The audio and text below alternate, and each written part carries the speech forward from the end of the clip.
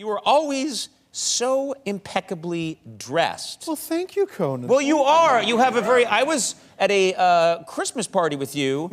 I remember, and you showed up at the Christmas party, and you were... I said at the time, you were dressed like John Wilkes Booth. You had... The hanging chain with the fob. That's you looked right. like all you needed was a derringer in a theater, you know? It's just amazing. Well, look, Sic Semper Tyrannis, first of all. Yeah. Secondly, yes, I'm a bit of clothing-wise, I'm a bit of a horse about it. Yeah.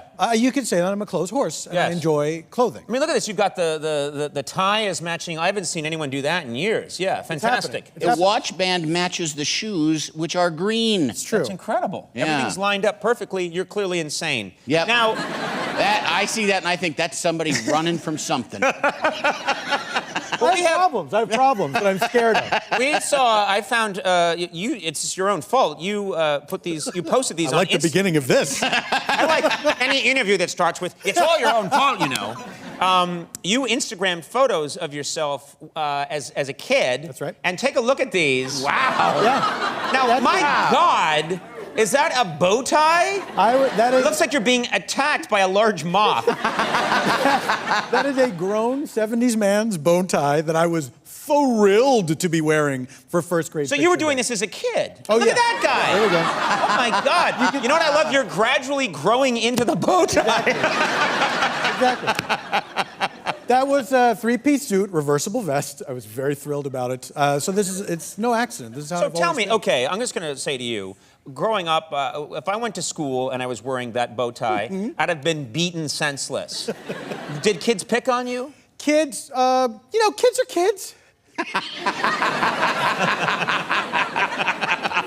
And you grow and you put things behind you, and it doesn't, Okay. Like, what am I going to dwell on that forever? Okay. Okay. Maybe that was a bad subject for me to bring up. I apologize. You're crying blood. Let's move off your clothes. That's clearly a painful subject from your past. Any traveling? Well, Conan, I travel all across this great land of ours. Yes, doing And stand-up. I'm doing, I think I'm going to be in 3 cities in the next 4 days, that's mental illness. Don't do that. What? Yeah, I'm a married man. I should be home with my wife. Yes, you should. But I am taking a trip with my wife. I'm doing a week of shows in Charleston, South Carolina, with a very funny comedy group called Super Ego. And for the week, we're going to be staying at a beach house on Sullivan's Island, which is where my wife grew up, which is this wonderful place in South Carolina that I love because it has a certain flavor to it.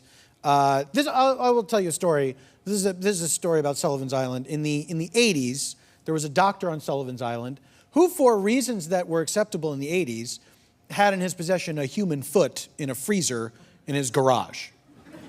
This is before there were laws. That's against the law now, I think. You can't have a human foot in a freezer. I think it's frowned upon to have human feet in a freezer in your home. Right, but this is the 80s. Yes. Boingo Boingo was at the top of the charts. That's when the president was on cocaine. Yeah, exactly.